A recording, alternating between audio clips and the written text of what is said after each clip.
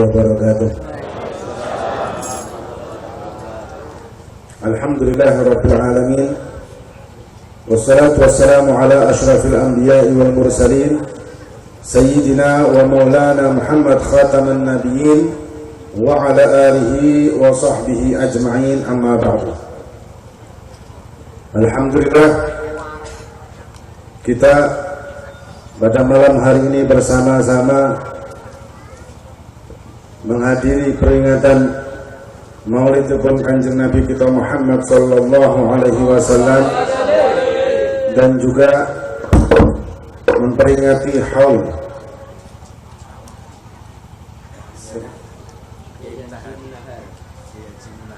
Kiai Haji Munahar yang ke-72 tahun, insyaallah. Dan alhamdulillah dihadiri oleh para kiai, para ulama, para asatidz yang mungkin Allah Subhanahu wa taala memberikan beliau semuanya sehat afiah, panjang umur, taatullah, dan juga kepada para pejabat kita, para aparat kita, moga-moga Allah Subhanahu wa taala memberikan beliau-beliaunya amanah dan memberikan beliau-beliaunya juga sehat afiah fi taatillah dunia dan akhirat. Dan alhamdulillah, ini enten satu cerita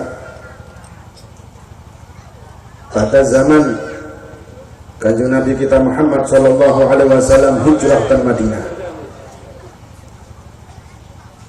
Kemudian setelah hijrah ke Madinah, beberapa saat kemudian turun perintah pertama jihad di tempat yang namanya Badar, atau dikenal dengan perang Badar. Sepertinya Badar itu ada dua, ada Badar Sughra dan Kubra, tapi yang terkenal Badar Kubra. Perang Badar, dengan waktu itu tiang Muslim tasik dereng kuat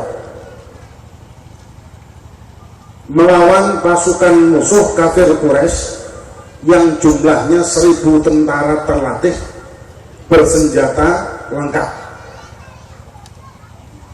Bersenjata lengkap, 1000 tentara terlatih bersenjata lengkap. Para sahabat radhiyallahu ta'ala anhum, aslinya waktu itu ada beberapa orang, banyak, lebih dari 500 orang, lebih dari 300 orang. Kemudian metal, jadi wong munafik ini melarikan diri semuanya, tidak mau berangkat, hingga tersisa 313 orang menurut muktamad ahli sejarah. Ada yang mengatakan lebih dari itu, wallahu a'lam. Kenapa? Karena persenjataannya minim, dengan situasi baru hijrah ke Madinah, hingga banyak yang munafik ini tersingkirkan. Tapi yang imannya kuat, dan cintanya kepada Allah dan Kanjeng Nabi luar biasa, yakinnya mantapnya luar biasa, mereka berangkat dengan jumlah 313 melawan 1000 pasukan terlatih dengan senjata lengkap, sedangkan pasukan muslimin, para sahabat niku cuman senjata pedang 7 biji, tok, kemudian ada tombak sekian, terus panah cuman sekian, liyane kayu, watu saknoe. Secara akal sehat, secara logika, ya, pasukan terlatih 1000 pasukan melawan 313 pasukan, tapi gak terlatih dan senjatanya cuma saonoe. Nah, secara logika ini mati konyol. Ya, ini pernah saya sampaikan dulu beberapa waktu yang lalu. Saya kebetulan ada safari Ramadan dengan Pak Kasat, Pak Mulyono, Pak Jenderal Mulyono. Saya sampaikan depan prajurit, dengan depan beliau juga, dengan ada Panglima Divisi waktu itu. Saya sampaikan ceritanya. Kemudian mereka berangkat di tengah hari musim panas, Ramadan. Dinamakan Ramadan dari asal kata-kata Ramadan, tanah yang terbakar. Panasnya Hijaz, panasnya Mekah, panasnya Madinah, panasnya Timur Tengah, niku jangan samakan dengan panasnya Indonesia. Panas yang sangat luar biasa. Berangkat, dan subhanallah 313 iso menang melawan 1000 pasukan senjata lengkap. Nah, ini kita juga mengalami hal yang sama di Indonesia. Para pejuang-pejuang kita dulu, bondo apa sih? bangku runcing atau bahasa kerennya pring sujen ya nah kita sujen loh pondoknya pring kadang mereka ngerebut senjata. Saya kebetulan enten seorang pejuang kiai namanya Kiai Mahfud, dia pejuang Masya Allah, dan dia waktu dia di Hezbollah waktu itu kemudian jadi kalau nggak salah kapten atau apa kemudian jadi kiai. Dia banyak cerita kadang ngerebut tentara musuh gak iso nembakin caranya nembak dia nggak ngerti tapi iso menang.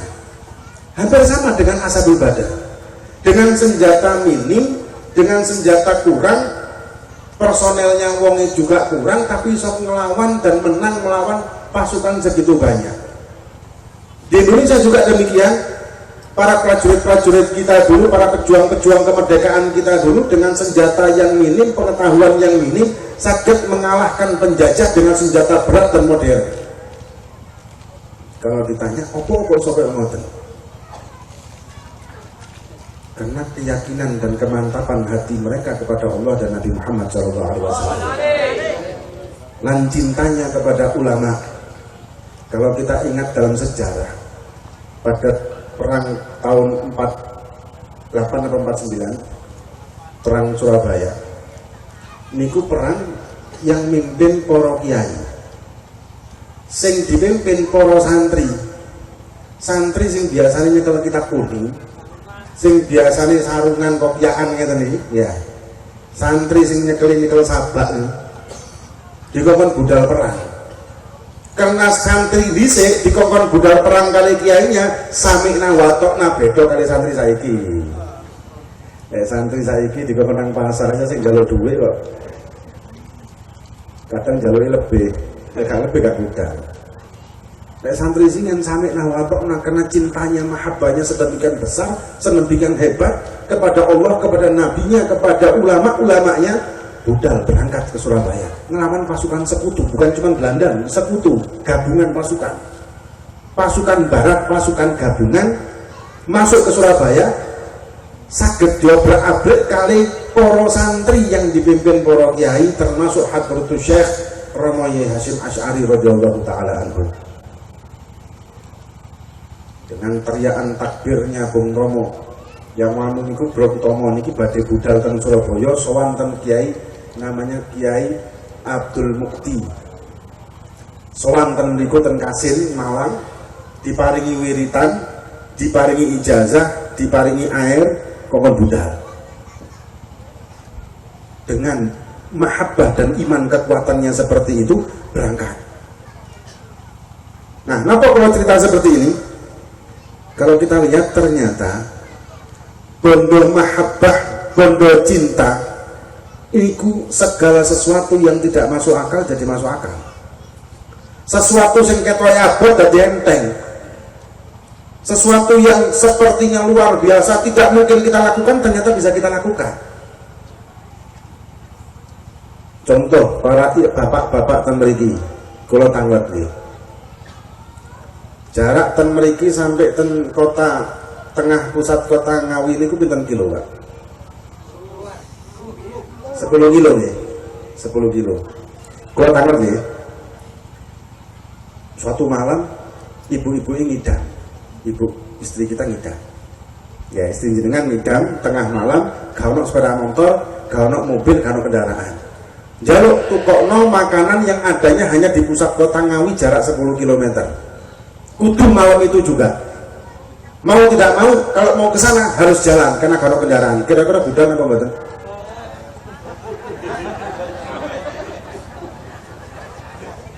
Kira-kira budal apa mboten? Kompak ya, bapak ngomong mboten, ibu ngomong mboten. Berarti tidak cinta berarti. Cinta apa mboten lagi mboten?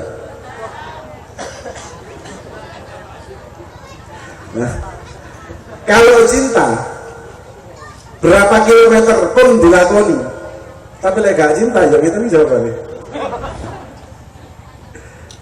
Cinta waktu pertama biasanya ya. Dari semari kelawasan mus bosan. Lek mantan anyar kalau yakin, lek mantan anyar kalau yakin. Ya, lek mantan anyar tadi. Terus mantan 10 tahun, 20 tahun ya Allah. Para ibu-ibu kayak ngoten. Wah yang delok sinetron apa sinetron sing lagi ngetren saat ini? Hah? Apa? Wah kayak apa ya? Jadi pendidikan nonton sinetron berarti saking ini. Alhamdulillah tengah-tengah nonton sinetron, bojone teko njaluk kopi, kira-kira ninggal nonton sinetron gawe nang kopi, apa tetep delok sinetron?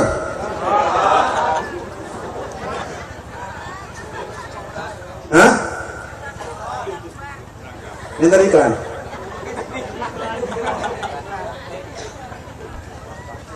Ini bukti loh sebetulnya, kalau secara remeh kan sebetulnya, tapi ini bukti. Contoh para prajurit Ashabul Badar, kalau ngoten kondisinya ya gak masuk akal lah. Secara logika itu, secara hitung-hitungan logika gitu. Analisa militer sekalipun itu tidak bakal masuk akal. Tapi so budal karena kekuatan mahabbah cinta. Para prajurit kita dulu berjuang, kita juga demikian karena mahabbah cinta, mentalnya mental cinta. Berangkat menang,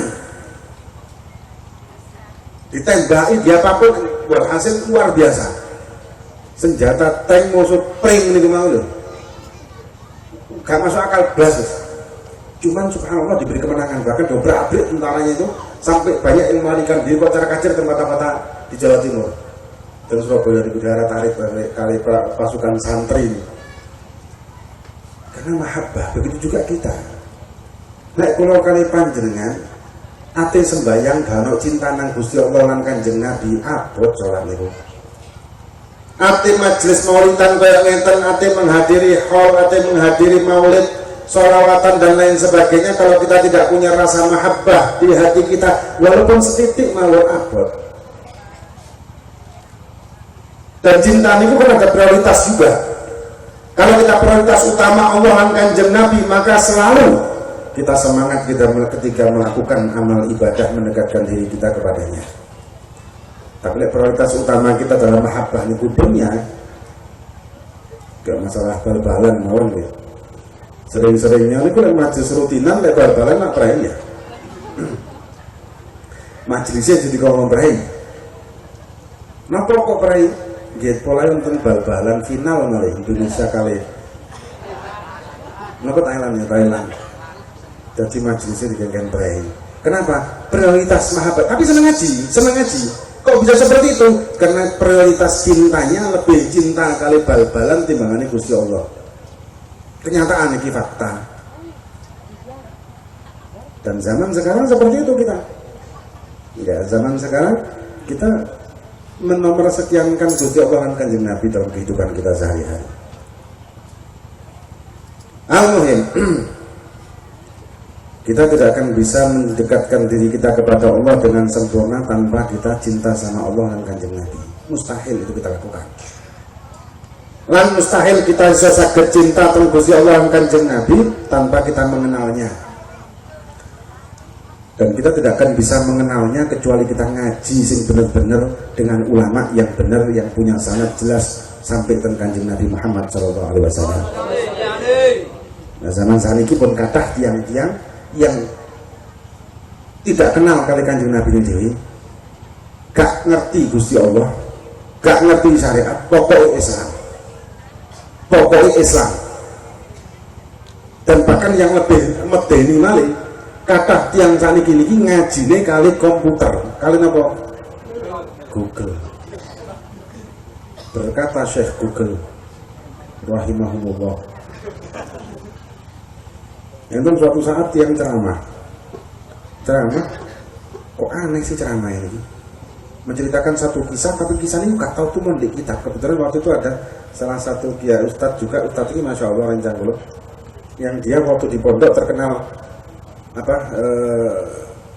sampai dijuluki kitab berjalan, gara-gara saking seneng nang perpustakaan, terus boleh uripe nang perpustakaan. Biasanya kalau kalian panjangan dari pondok itu kayak uripe di pondok lah, keluar ini tidak ke perpustakaan ngaji terus. Dia ngomong kata tuh ngaji aku nangis. Cuma dia akhlak, setelah selesai pengajian pulang si ustadz tersebut diparani terlihat. Kita kau ingat punten, kalau itu mau hadir pengajian gini yang sampai jenengan sampaikan tadi saya mboten pernah tahu, mungkin ada referensinya atau rujukannya tentang kitab nopo. Jawabannya apa? Kula ningali teng Google. Ora medeni ya. Jadi teng kitab gak ono, tapi di Google ono. Bukan berarti kita salah memegang atau mengambil sesuatu dari internet, tidak. Tapi yang salah adalah kita bertumpu pada internet informasi yang salah nih. Karena kita kan tidak tahu iki salah atau benar, ya gak ngerti. Kecuali kita punya pembimbing sing wong niki punya sanad keilmuan, ngajine jelas, gurune sapa, sampai sambung menyambung sang guru niki sampai teng Kanjeng Nabi Muhammad sallallahu alaihi wasallam. Karena zaman saniki zaman sing medeni. Jenenge ulama, jenenge kiai, jenenge habib kadang-kadang nggih KW sekian. Ngapunten, bukan saya menghina orang karena saya tidak menyebut nama orang ya. Pokoknya sekarang hati-hati. Ono habib KW sekian, ono kiai KW sekian, ono ustadz KW sekian. Pilih sing KW 1. Sing asli sing duwe sanad. Soalnya apa? Nek kita kepingin ngaji, kenal kali Allah, kenal kali Kanjeng Nabi, kali ulama-ulama palsu, ulama su kata Kanjeng Nabi, maka justru kita tidak akan makin mengenal Gusti Allah dan Kanjeng Nabi, makin jauh dari Allah dan Kanjeng Nabi, dan makin tersesat. Dan ini kenyataan zaman saat ini wadah kok ini. Nah, untuk bilang dari zaman sekarang ini zaman yang medeni kok. Apalagi banyak aliran-aliran yang gak karu-karuan zaman saya ini. Salah satu mungkin Ashabul Badr, mungkin kita sering atau mendengar gosidah apa namanya salawat Badar. Nggih, sinten sing aran? Seberapa? Sinten sing aran salawat Badar? Seberapa betul? Biasanya aswaja ini pasti apal kan jenenge salat Badar mesti ngerti loh. Sinten sing aran?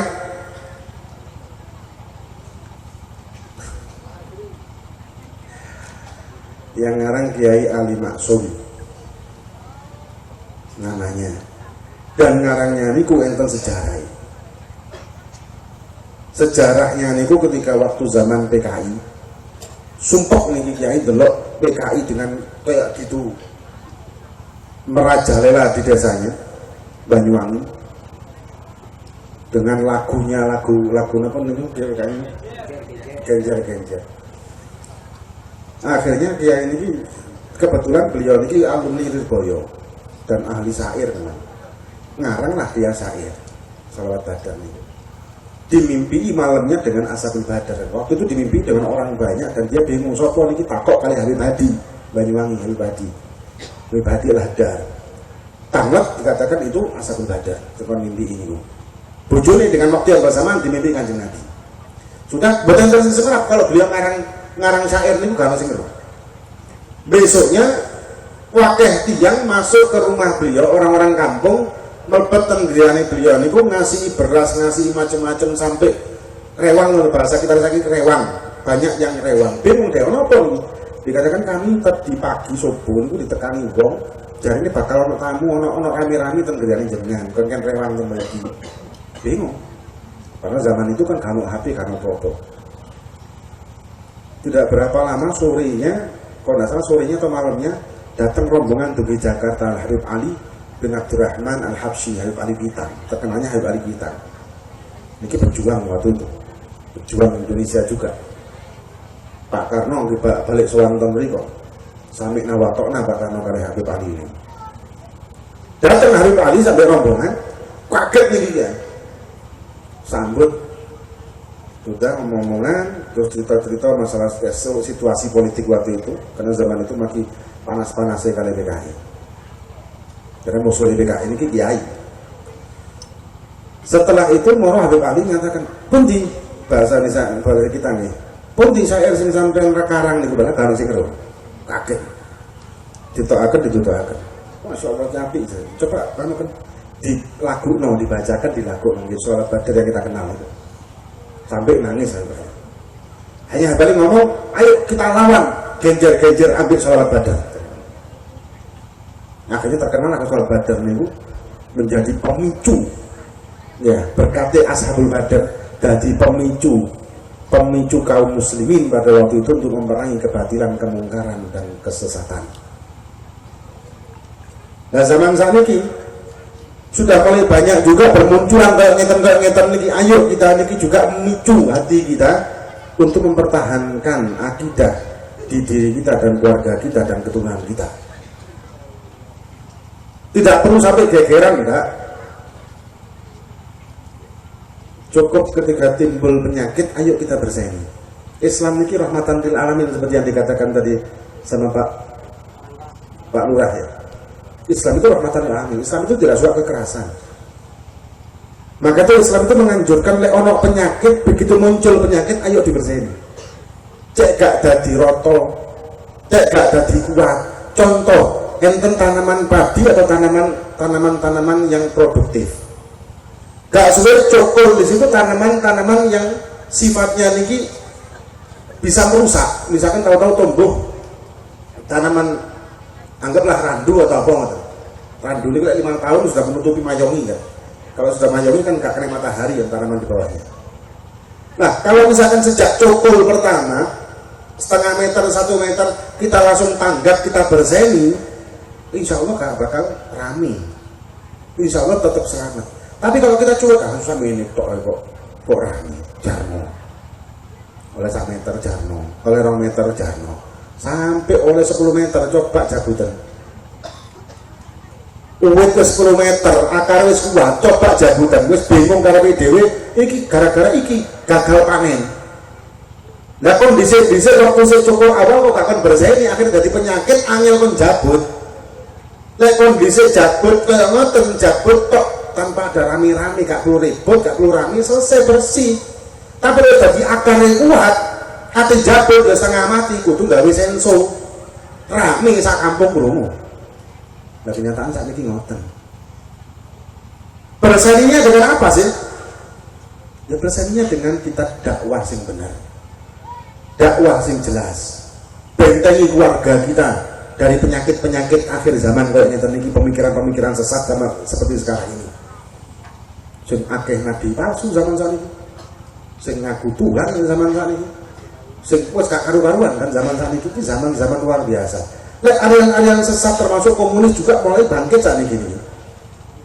Bahkan kalau kita lihat di internet saja mereka sudah berani mampang logonya, logo Palu Arit dengan terang-terangan mengatakan, mengutip kata-kata Karmak niki dan juga Stalin niki bose kaum komunis dunia yang mengatakan musuh utama bagi suatu negara, bagi suatu gerakan adalah ulamanya, adalah agama. Musuh utama ini adalah agama. Berani sudah mereka mengatakan begitu di medsos. Nah anak-anak kita apalagi yang umur-umur lahir mulai tahun 98 ke atas atau tahun 90-an ke atas yang gak ngerti apa-apa, roni saiki sing gak karu-karuan kayak gitu, mereka bakal katut. Dan mereka ketika katut dengan pemikiran seperti ini dan kita diam saja, tidak ada amar ma'ruf nahi mungkarnya, lek wis kuat gede bingung kita. Tapi marit lah dunia ini. Dan yang pasti jogo negara ini dari penyakit. Seperti dibebaskannya negara ini oleh para ulama dari penyakit penjajahan.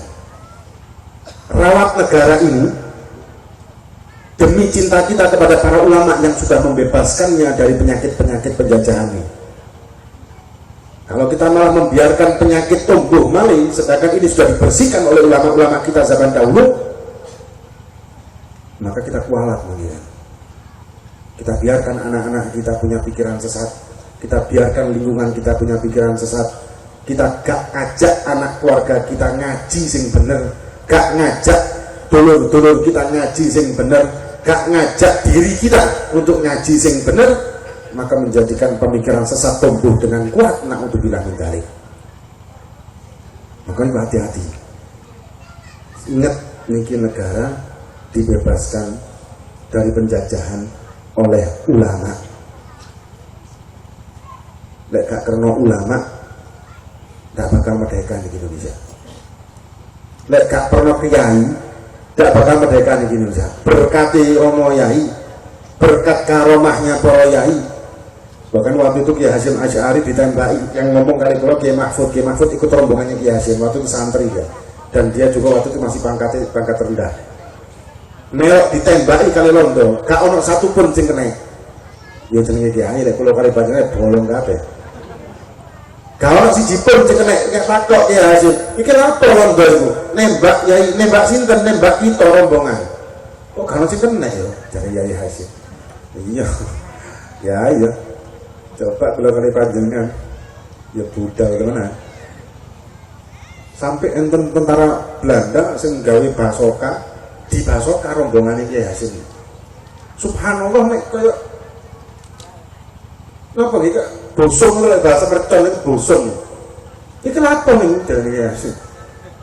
Ngebom yai jane. Kira ngebom kali napa basoka. Oh, ngoten ta. Nah, di bom basoka nih kemudian apa-apaan kiai. Berkati kiai, berkati para ulama, berkati para habaib iso merdeka ning Indonesia nih. Maka jangan